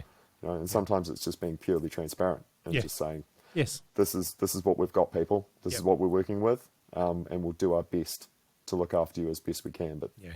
we have constraints. This is the Group X podcast. Thank you for sharing that stuff on Group X management. I want to jump back over to, as I said before, to the trainer presenter stuff that you were doing, you have been doing. How did that opportunity come up for you to do that? Can I understand that's different to what it is here in Australia as well? The trainer presenter team. The trainer presenter journey. Yeah. So who was I listening to? Which one was it? Was it Marlon? You were talking about just how the trainer presenter journey has changed quite radically over the years. Yep. Getting onto trainer teams. So the UK team, even back in 2003, the UK team was an audition process. So if you wanted to be on the UK trainer team, you had to video yourself teaching a class. Yep. And submit it along with a written application. Yep. Via VHS. Yeah. By what? Some of the young ones going, what's the VHS? What? Yeah, to Fitness Professionals Limited, East 14 or East 12 or something. Yeah. In London. By a certain date. And then they would review all the applications and they would invite I think it was the top 20 or so people got invited to, it was called FitPro, was the agent who handled Les Mills UK business at the time. Yep. And they got invited to their head office in East London, at the end of the district line. Remember that? At the end of the district line in East London, for an audition. Yep. And that was essentially how I got on board. And again, like coming back, like if you're somebody out there who has an ambition to be a trainer or a presenter today, my piece of advice is first, go listen to Marlon's podcast. That was good. Yep. And then second, Thank you. be persistent. Yeah. Be persistent. Yep. Like, just because you get told no doesn't mean never. It just means not now. Yeah. If Love you that. really want it, Love it. Yes. be persistent. Yeah. Not in an annoying way, Yep. but in a like, okay, well, why did I not get there? Yeah. What can I go away and work on? Yep. And if it's a good application process, they'll tell you that. Yeah. What Yep. can I go away and work on? Okay, cool. I'll see you in 6 or 12 months whenever the next The opportunity next role comes up. is. Yeah. Right? Yeah. And I'm going to go and I'm going to invest in myself, time and effort and energy to do that. Because if you really want it, that's what you'll do. Yeah. And if you don't want to do the things, then you didn't really want it. Yes. So go Yeah. do something else, Yeah.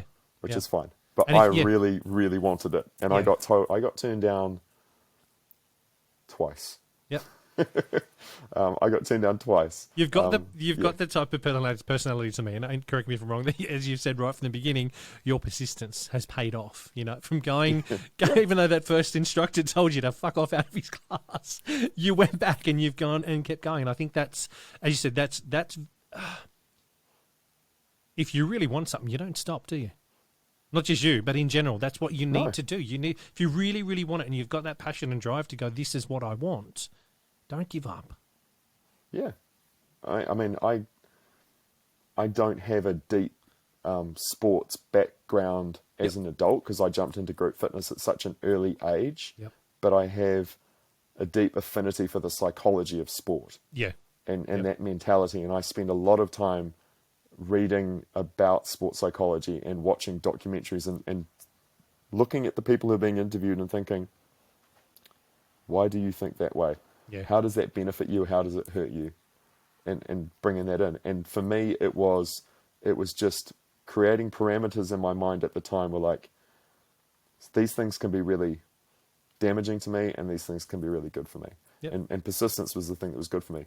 Ironically, on my last effort was when I kind of ran out of steam, and I'd filmed a class to submit, and the videotape had been defective, whatever. Dog ate my homework. And the due date had come and gone because, I hadn't done it early enough, which was my own damn fault. But so the videotape was stuffed. I didn't have another chance to film before that submission date. So I was like, well, that's my own damn fault. I've screwed up. I'm just going to go live my life and try and teach the best classes I can for the next 6 months. And that's just, maybe it just wasn't meant to be. I'll reflect on it and come back around to it. Maybe I will, maybe I won't be a presenter in the future. And the due date, on that day, the lead trainer in the UK, Yvette Flack, who is Pete Manuel's wife, Yep. and they were the co-bosses at the time in the UK, called me up and she's like, Giles, and I'm like, hello, terrifying person. He said, Giles, I don't seem to have your video application on my desk. And I said, look, I made a video, I intended to send it to you, I had a technical error, it's my own fault, I've missed the due date, and so I will apply at the next opportunity. Thank you for calling me. Yep. And she went, well, don't let that stop you. I love Yvette. I love her. Yeah. She's like, the best. Get your video on my desk by tomorrow. Can you do that? Yep. And I was like, oh, Sure. yeah, okay. I'm not teaching until 3 days' time. No, that's all right. I'll get a class. Yeah. Yeah. She was like, you're going to come to this boot camp if you're good enough. And I'm like, okay, cool. All right, Brilliant. then. Yes, boss. Love that. Yeah. It wasn't my boss. So yeah, went to the boot camp and got turned down again. Went to the boot camp and got turned down again. Yep. And then the month after that, they launched Body Attack in the UK. Yep. So I've been trying to get onto their trainer team as I think it was a body combat, body pump or whatever instructor at the time. So I've been submitting out of my strength. Yeah. Yep. But I just wanted to be on the team. Yep. So I got turned down again, and then the month later they're like, "Oh, Body Attack." So call me up like, "Do you want to apply to be a Body Attack trainer?" I'm like, of course I do. Of course I do. That's my program. Yeah, and then went to that boot camp, and then got turned down for that boot camp. So I went to the Body Attack boot camp, and I mean Dan Cohen and Rach Newsham and Sean Egan and a bunch of other legends. Yeah. Yep. Of Les Mills in the UK, like the best UK presenters, they all went to the boot camp as well. They're like, Body Attack's going to be great. We want to be part of this. Yeah. And even though I was the specialist, Trish went there as well. They all got in ahead of me because they were better presenters. Yeah. And I got turned down again. Yep. And then, and this is all in the space of a few months. And then Dan and Rach got the gig in New Zealand. Wow. So Dan and Rach were on the UK. Yeah. Oh, wow. See, I didn't know that. Yeah. Yeah, they were UK trainers. They were rock stars in the UK. I mean, Dan Cohen was about as big of a deal as you could possibly be as a national presenter in the UK. Wow. And Rach was right there with them. Like they were, like today, they were 2 for 1. But Dan was like, Dan Cohen. Everybody in the UK knew Dan. He was a maniac. A maniac in the best possible way. Like people were just like, oh man, that guy. Yeah. Body combat. Whoa. Yeah. Crikey. There were a couple other ones. I've reached out to both of them. I'm waiting to hear back from them to try and get them on for a chat. That would be great chats. But I mean, he was alongside another. There was Wayne Pegg. A couple other amazing people. Like just too many amazing people to remember all of them. Jenny Dolliff was another amazing presenter with the team there at the time. Just fantastic people. Like really elite presenters would be. If they were dropped into the market today, they would be elite presenters today. Yeah. So anyway, long story short, Dan and Rach bailed out of the UK because they got a great gig in New Zealand. Good for them. Yep. And then Yvette calls me up again and is like, so a space has opened up in the trainer team for Body Attack. Can you, and she goes, what did she say to me? She said, There's a masterclass out in Bromley tonight. Can you get there? How far away was that from where you were living?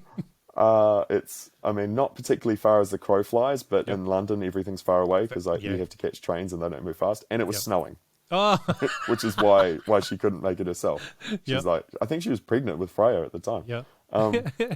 She's like, can you go and do this? I'm like, yes. Yes. 100% yes. I get on this train and I go out and I teach this masterclass out in, it was at Passborough, I think it was Ashford, which is in Kent. It's a long way away. Yep. Got on the train, taught this masterclass, which, was great. And he got on the train back in, and the train back in almost did not get back to London because of the snow. Like, the train got diverted about 3 times. I think I got home at about 11 p.m. for this class. It was at 6 I'm o'clock teaching at one night. class. But Wow. who cares? Yeah. I was Yeah, like, you got on. I'm a trainer. I'm working for Les Mills UK. So that was trainer and presenter back then, because whether Yes. No, there The was only roles- one role back then. There was one, yeah. It was, you were on the trainer team and you were expected to be a quarterly workshop presenter. presenter as well. Yeah. And if they needed you, you were expected to be a module trainer. So I did my module training with Pete Manuel Yep. and Wayne Pegg. And Pete being Pete, did my module training assessment where he was the lead trainer and I did the assessment day. Yep. Sat through the whole thing, watched the whole thing. And towards the end of the second day, I started to notice that he was, what's the nicest way to put it, distracted? Yep. Slightly distracted to it, and he just started smiling and smirking, and I'm like, okay, that's interesting. And I was doing the session, and I turned around, and he was gone. And it was only about an hour and a half left Yeah. in the module training. It's not like he left, Yeah. midway through the first day. Yeah. But there's an hour and a half, and he'd gone. He'd left. And after I finished the training session, I just had this text message on my phone. He said, it was just like a text message to the effect of, you'll be right, mate. Good luck. I love it. Had to catch my train home. Yeah. I'm No, off. see you at the workshop. Yeah. You've got this, mate. Well done. Yeah. Yeah. I think he decided about halfway through the first day that this Yeah. kid's all right. Yeah. He works really, really hard. He knows all Yeah. his content. Yeah. Just fuck it off. Didn't even wait Love for me it. to finish. Yeah. Mr. Manuel, you're a legend. Absolute Yeah. legend. Love That's it. how he rolls. Cool. So in New Zealand at the moment, you're group fitness manager. Are you still on the trainer and presenter team at the moment? Yeah, so I mean, it's been separated out here now for Yep. several years, probably just like in Australia as well. So our trainer and presenter team is now the TAP team, so Yes. trainers, assessors, presenters. Yep. Each of the roles is hired and selected for separately.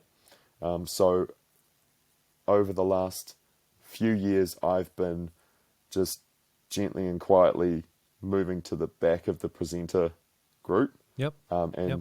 focusing more as a trainer. Yep. And as a senior trainer within the team, supporting the new people coming through. Because, like as we said, like I've been doing this since 1997. So, Yeah. if there's no opportunities for other people to come through, then how do you ever expect anything to grow or develop? Yeah. Right. Yeah. So yeah, Ben and I have kind of had that sort of dialogue going on over a number of years. So now the way that I sit within the group is as I'm a member of the trainer team Yep. at a national level. I'm not a member of the national presenter group, Yep. but I support that group as a regional presenter for Yes. the Dunedin region. Yep. And whenever and wherever I am called upon as a subject matter expert for the stuff that I do. Yep. So if Fantastic. my head trainer in my region requires my support, I'm there for them whenever they want yeah. to. Yep. Cool. I like that. That's different to what's going on here as well. I think that the team here evolved a lot through COVID. Obviously, everyone was made redundant. Everyone had to reapply and everything. So we're seeing a whole lot of new faces come through, which is fantastic. But we've still got some of the legends. I was going to say dinosaurs. That's not the right word. Some of the legends that have been here for a while that are still helping the younger team, and you can see that transition start to happen here as well, which is brilliant. It's. I think people realise that there's not an expiration date, because that's not the right terminology to use, but there is a time frame when you need to, as you said, step aside and let some newbies come through, because otherwise there's no evolution. Yeah, it's got to happen.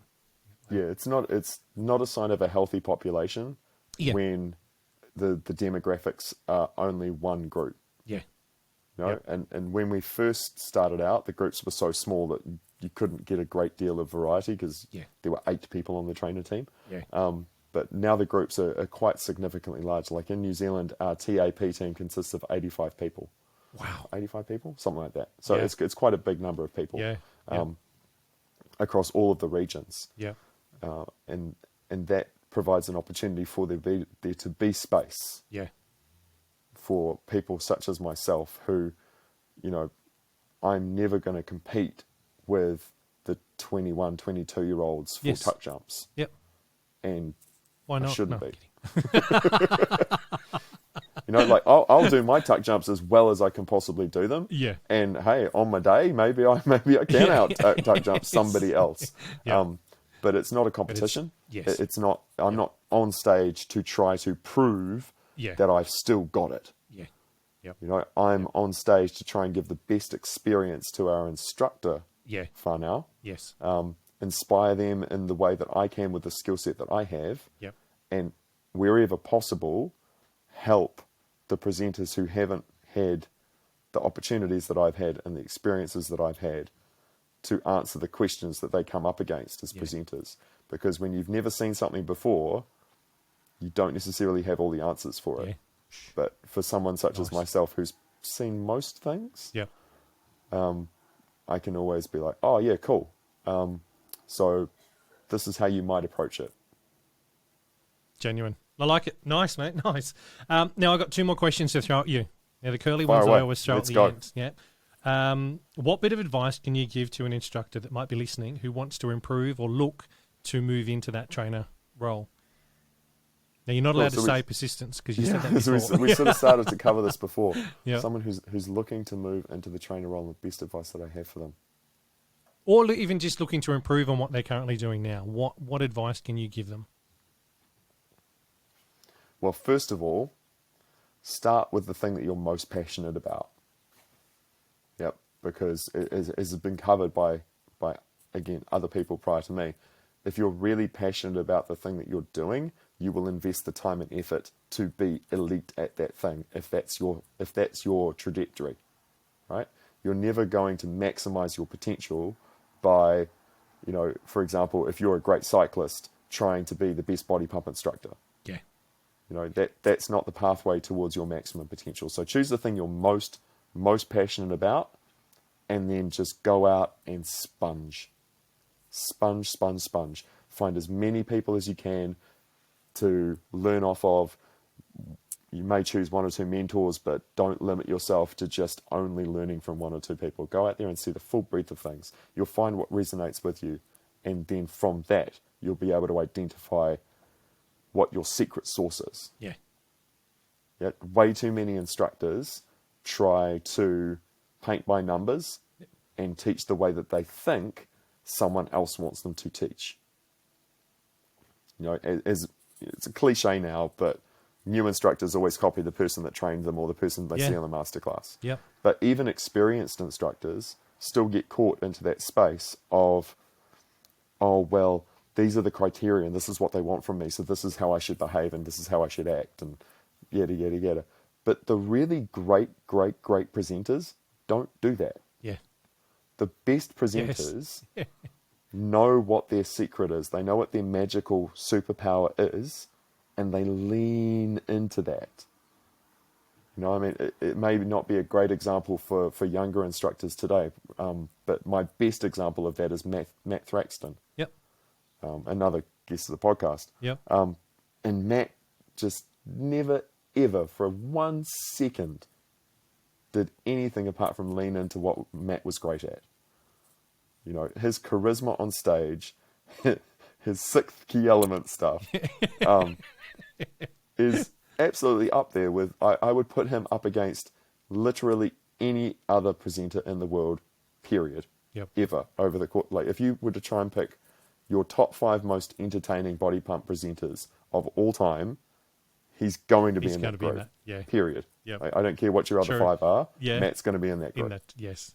Yeah. And that's because he knew what his secret sauce was. Yeah. He didn't try to be the most technically perfect instructor. Yeah. I mean, his coaching is great too, but no one's going to go home going, gosh, Matt Thraxton, wow, man, that guy really knows how to coach a layer too. Yeah.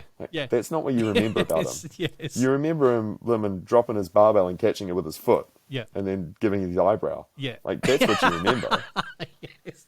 And that's what he's great at. Yeah. So, that's my advice. Yeah. Find the thing you're passionate about, go out there and sponge, and then use that to find your superpower. Yep. Once you've got your superpower, you're good. Brilliant. You will go far. Yeah. Love that. Now, the last one. Is there anything in the industry that you feel needs to change? So many things. Pick one. All of the things. Is there anything in the industry, the whole fitness industry, that needs to change? Yeah. Not just relating to group exercise, but in the fitness industry.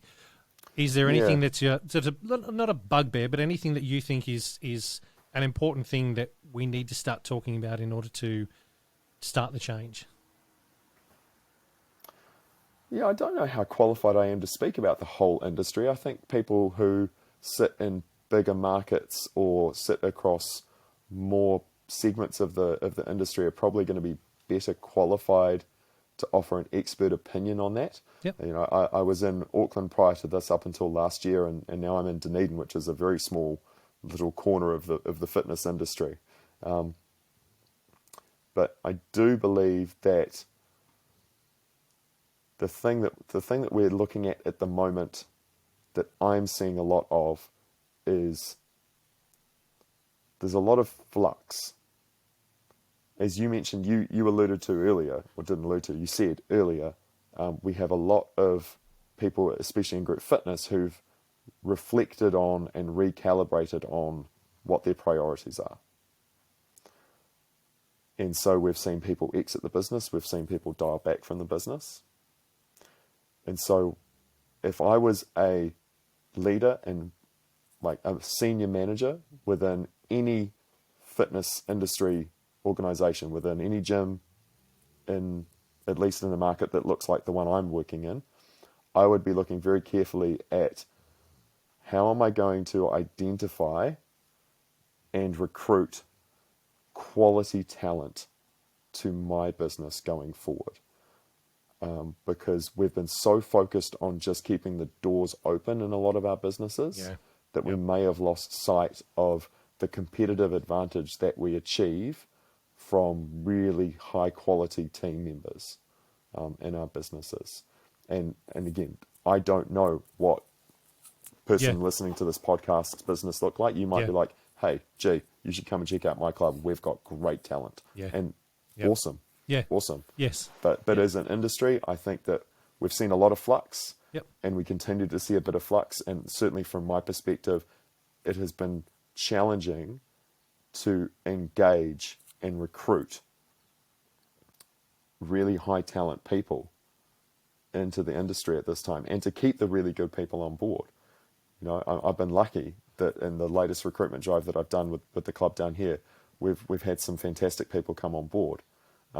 But hand on heart, tell the truth, like 2 months ago, I was a bit stressed. Yeah.